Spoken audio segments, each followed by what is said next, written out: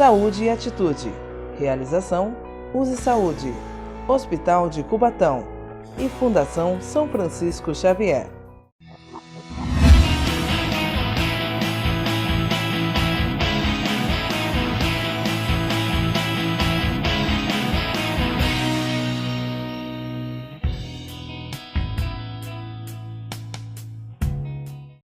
Olá, eu sou Nathalie Nanini e a partir de agora você está no Saúde e Atitude, um programa da Fundação São Francisco Xavier que pretende levar a você informação de qualidade que contribua para o seu bem-estar.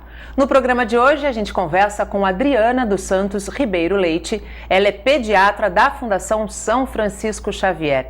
Aliás, pediatra, quando a gente pensa em pediatra, são os cuidados do neném desde quando ele está na barriga da mãe, a gente pode dizer isso, até quantos anos?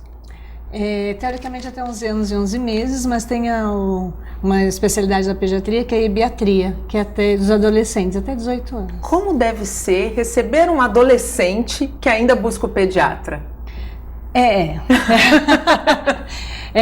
Sim, existem ainda adolescentes que não conseguem se desapegar do pediatra, mas não é nenhum adolescente que não quer desapegar do pediatra, é a mãe.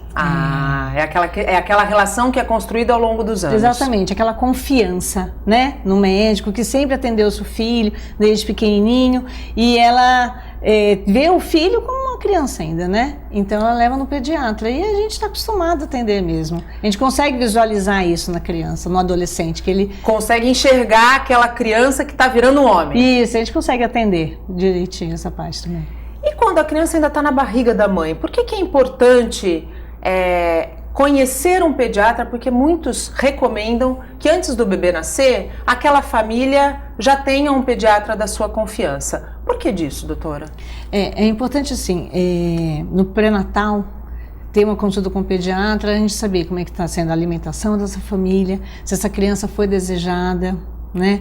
Os exames, como é que estão sendo as vacinas, as infecções, porque os exames dessa família, né? Se essa mãe já está fazendo direitinho os exames, as medicações do médico, diabetes, hipertensão, porque isso vai influenciar no nascimento, no tratamento do recém-nascido. São cuidados, a gente pode dizer que são aqueles cuidados de antes do bebê nascer que certamente contribuem para a sua saúde e para o seu bem-estar. Exatamente. E assim, a gente vai explicar sobre a amamentação, assim que nasce o bebê já tem que amamentar no peito, e essas explicações têm que ser dadas antes para a mãe. Né? Um pré-natal, se acontecer do bebê nascer prematuro, os riscos que tem sobre droga, álcool, fumo, então isso tudo é importante. Você tocou num ponto extremamente importante, que é o da amamentação. A gente vai destrinchar a amamentação um pouquinho mais para frente do programa, mas existe hoje, e o Hospital de Cubatão faz isso, o procedimento de logo que a criança nasce, ela é colocada junto da mãe, pele a pele. Isso. E estudos mostram que esse contato pele a pele facilita muito a amamentação. Por quê? Não só a amamentação, mas o toque da mãe com o filho. Porque antes o bebê nascia e já era retirado da mãe e colocava no berço aquecido.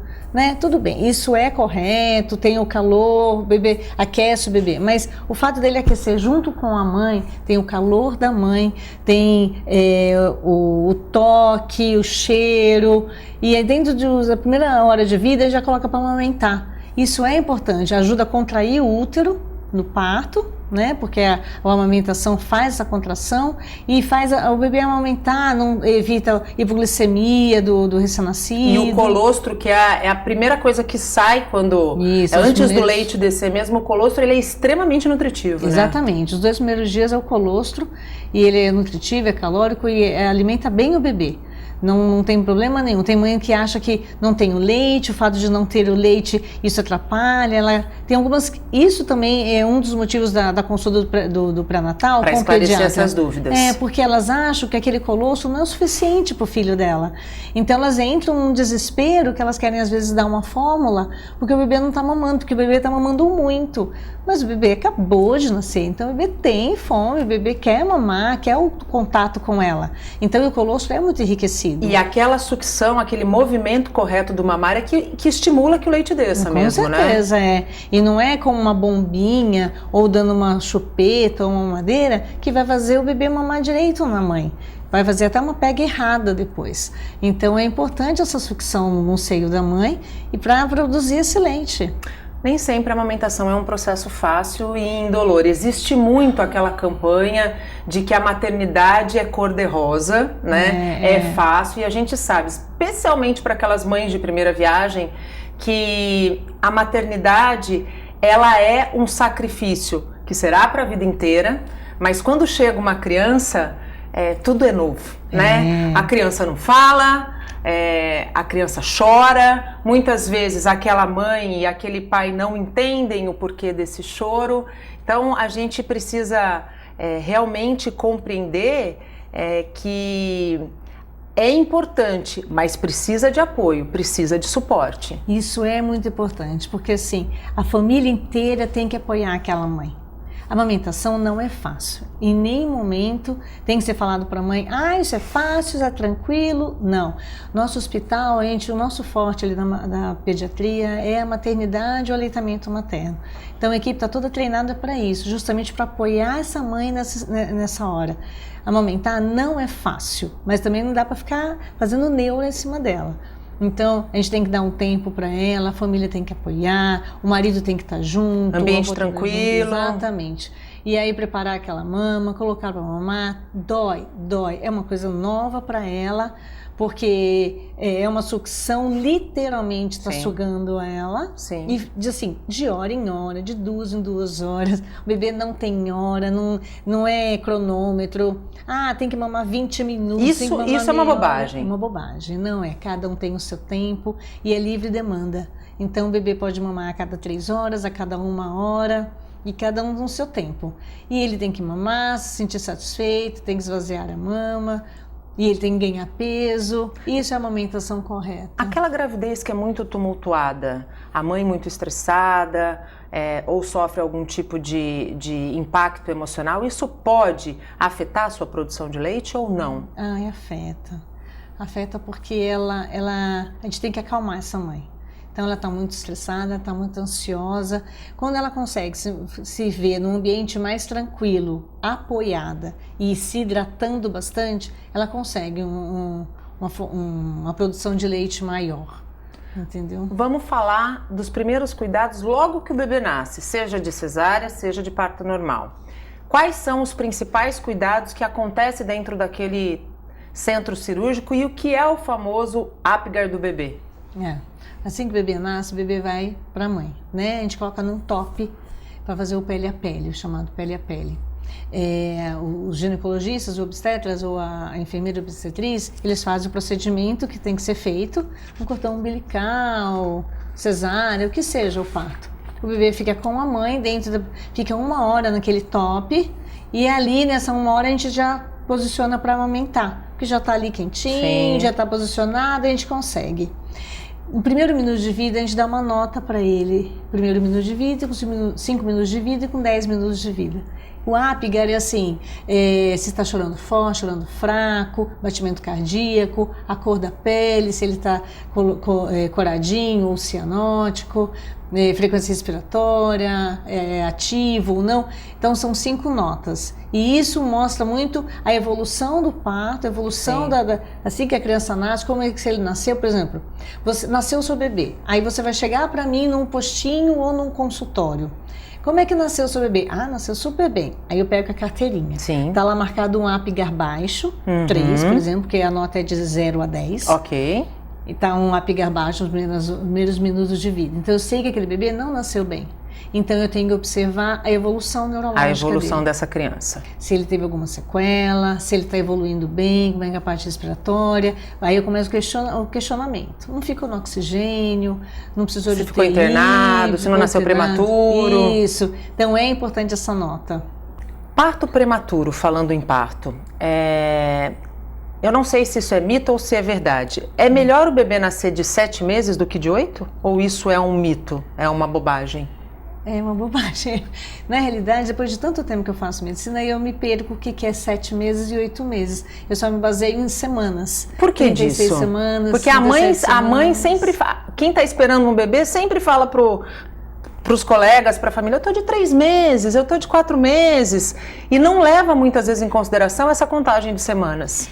Mas hoje em dia, agora as mães estão ficando mais ligadas nisso, né? De 37 semanas, 36 semanas. Então, pra gente, existe a maturação do bebê, né? Tem essa maturidade, se ele está... parte respiratória, quando nasce muito prematuro, dependendo da idade gestacional, não tem uma sucção boa, atrapalha muito na amamentação, é onde você tem que estimular. O bebê, a gente tem que fazer sempre o cálculo de uma idade gestacional corrigida, quanto tempo que ele teria de idade, né, se ele estivesse na barriga. Então, é um prematuro, você não pode cobrar determinadas coisas dele. Então, a idade gestacional é muito importante por causa da maturidade. Mas as mães já estão falando um já pouquinho estão falando mais, já estão dando mais atenção para essa questão do número de semanas. Isso, ela já chega numa consulta, fala assim, nasceu de quanto tempo? Foi prematuro? Não, 37 semanas, ela já fala, assim, já 38 sabe. Semanas. 38 semanas. Tá bonitinhas. O Hospital de Cubatão, ele tem como procedimento o sistema de alojamento, onde o recém-nascido, depois que nasce, fica 24 horas com a mãe e com o pai.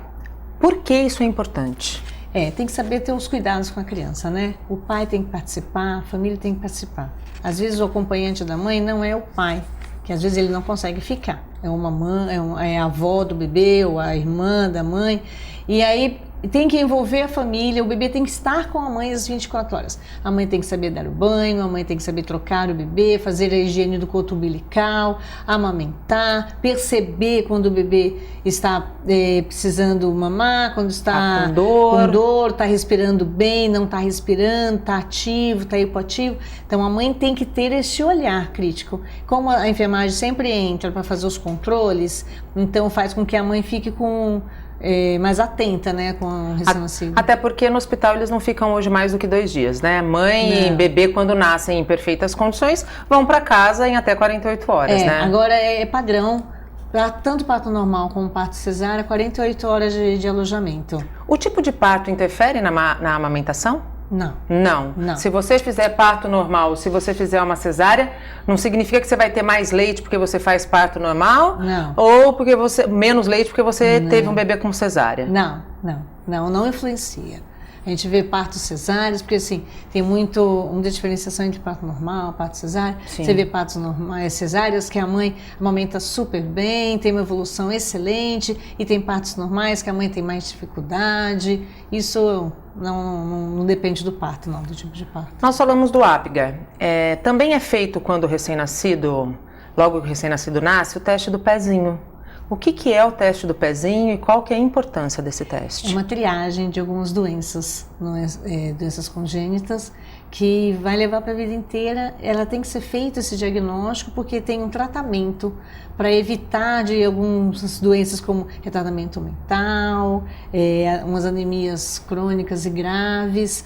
Então o teste do pezinho é extremamente importante. No nosso hospital, por exemplo, ele sai de lá com o teste do pezinho colhido, em 48 horas. E quais outros testes são feitos no recém-nascido no Hospital de Cubatão? É feito o teste do coraçãozinho após 36 horas, é de 24 a 48 horas de vida, a gente padroniza 36 horas, para não precisar ter uma repetição.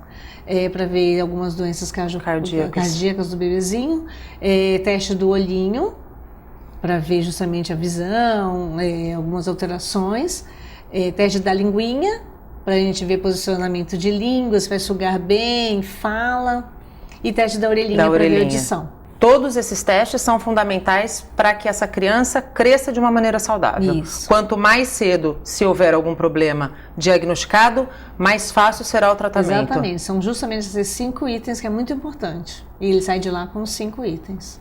A gente faz um breve intervalo, no próximo bloco a gente volta a falar sobre a primeira infância. Não saia daí, até já.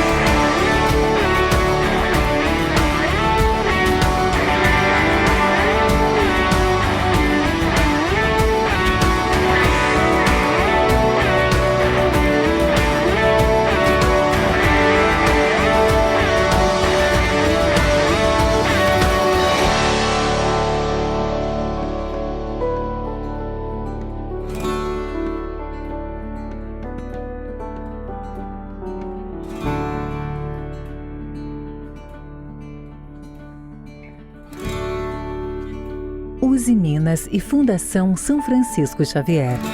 Relações que se completam.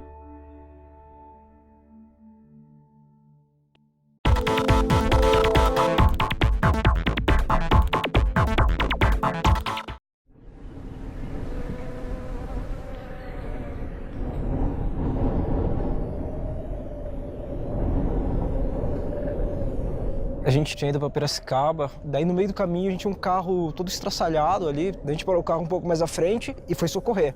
Não sei porquê, eu viro, na hora que eu vejo, veio um carro em alta velocidade desgovernado na nossa direção. Eu estava no canteiro central da pista e não me dei conta do que tinha acontecido, só eu virei pro lado e falei, Elisa, você tá bem? E quando eu olho pro lado, a Elisa não estava comigo.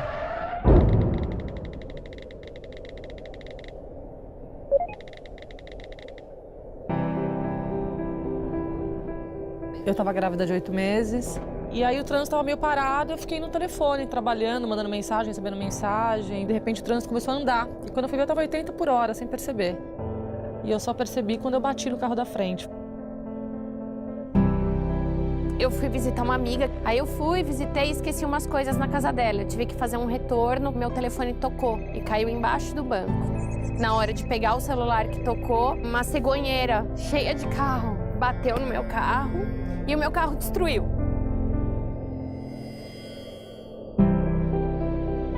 Eu nem acredito que eu tô aqui. A pessoa que me atropelou estava no celular.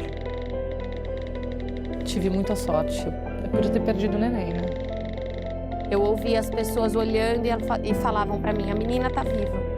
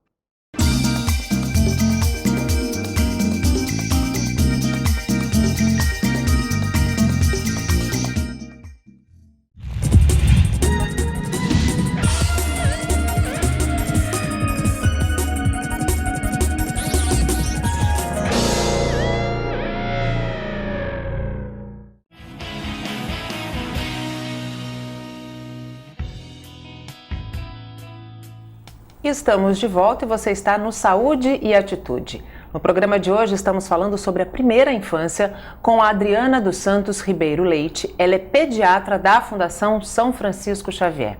Doutora Adriana, no bloco anterior nós falamos um pouquinho dos testes que são importantes, mas também existem vacinas logo que o bebê nasce, de preferência que precisam ser dadas dentro do hospital. Quais vacinas são essas? A gente aplica a hepatite B e a BCG. Por que elas precisam ser aplicadas quando a criança, logo depois que a criança nasce? A hepatite B é importante nas primeiras 6 horas a gente já aplica, né? Dentro das 12 horas a gente já tem que aplicar. É importante para evitar as doenças da hepatite B, né?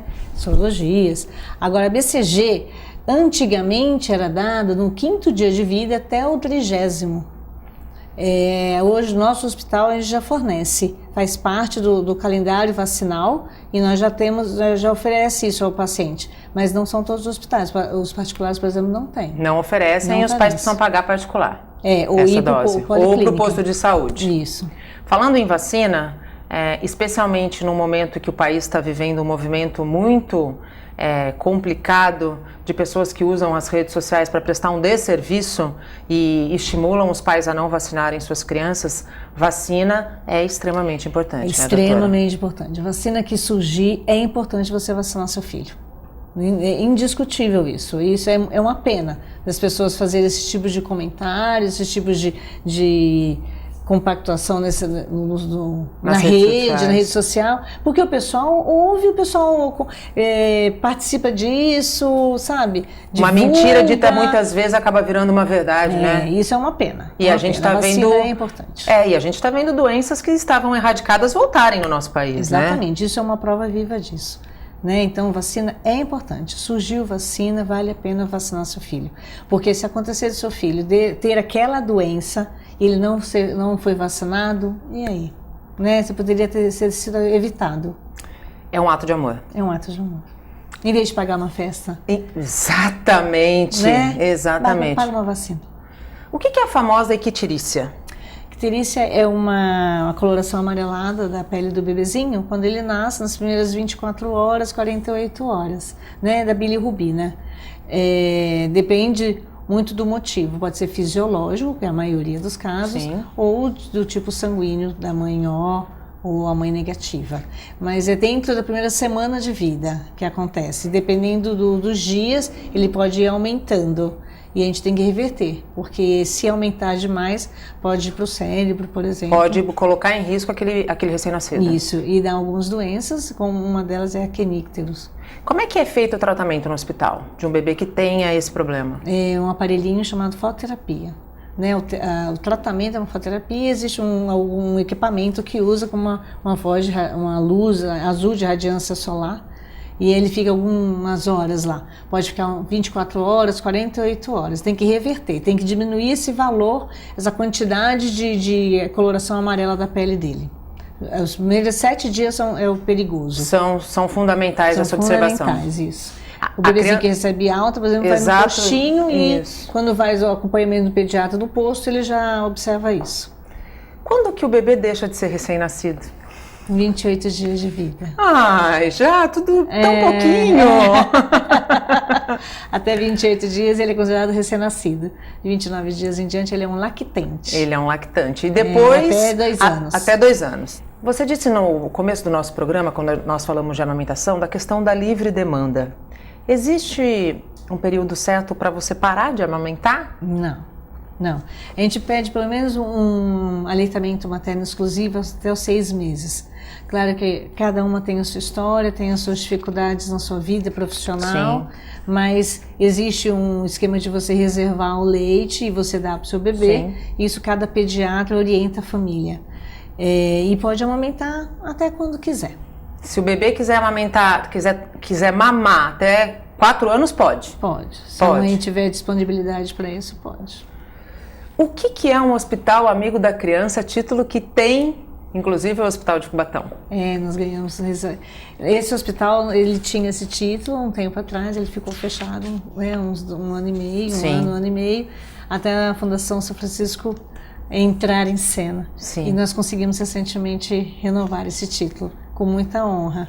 Então é um hospital que é aleitamento materno exclusivo, não usa bicos, mamadeiras, fórmula. A fórmula é só usada em algumas situações, que é permitido pelo Ministério da Saúde. É uma mãe orientada, é uma família que participa do parto, é uma família que participa do alojamento conjunto, é um hospital que tem uma equipe de fono, tem uma fono maravilhosa, tem uma psicóloga fantástica, a equipe de enfermagem é 10, que faz todo esse treinamento com elas, com essas mães, tem um momento de amamentação todos os dias para explicar a amamentação, como elas têm que agir dentro do hospital e fora do hospital depois da alta, ensinar todos os cuidados com o recém-nascido, a família participar, tudo isso faz parte do aleitamento materno e do amigo da criança. E ter o acompanhamento dessa família nos postinhos, né? Então faz todos os processos pós-alta. A gente está chegando no final do nosso programa, muita pergunta eu não consegui fazer, eu já deixo o convite para você voltar aqui conosco. Foi uma delícia esse bate-papo, mas eu queria encerrar com uma questão que hoje, especialmente no Brasil, tem preocupado muitos pediatras, a obesidade infantil. Os pais precisam ser responsáveis por aquilo que oferecem para os filhos, né? Exatamente. Um dos motivos do aleitamento materno também é para evitar a obesidade, né? Então é importante você amamentar seu filho, você vai evitar doenças cardiovasculares, obesidade, diabetes. Isso é importante o aleitamento materno. Mas o que a gente vê, infelizmente, no consultório, é crianças com alteração de colesterol, alteração de triglicérides, glicemia. E você vai olhar o roteiro alimentar, é muito complicado, né? É família que não aceita o que você fala, criança bem gordinha, Eu tenho uma família no posto que eles são maravilhosos. Depois que eu conversei bastante, falei os riscos, os exames do menino eram bem alterados, essa família toda se mobilizou. Esse menino tá uma graça. Só que eu peço assim, vem sempre com a mesma roupa pra gente pesar. Sim. Então, olha, ele sempre tá com a mesma roupinha, só que a roupa tá muito larga muito agora. Larga. Porque a família abraçou a causa e ele emagreceu bastante. Ele tá muito feliz com ele. E a qualidade de vida foi pra família toda, não só pra ele. Claro, porque assim, família que faz dieta, a criança que faz dieta, a família toda tem que fazer. Né? Aí eu costumo falar que os residentes ficam comigo também, é a dieta da pobreza. Não ter em casa. Exatamente. Não compre as guloseimas, não compre o refrigerante, né? Come uma salada, uma fruta.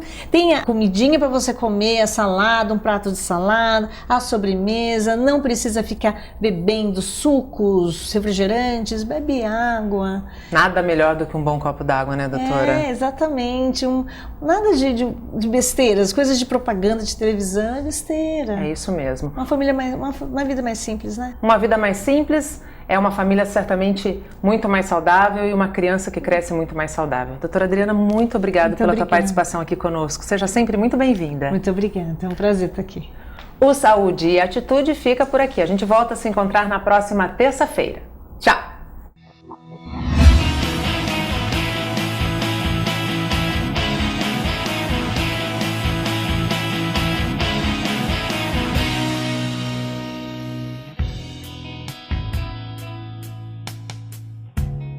Saúde e Atitude. Realização: Use Saúde, Hospital de Cubatão e Fundação São Francisco Xavier.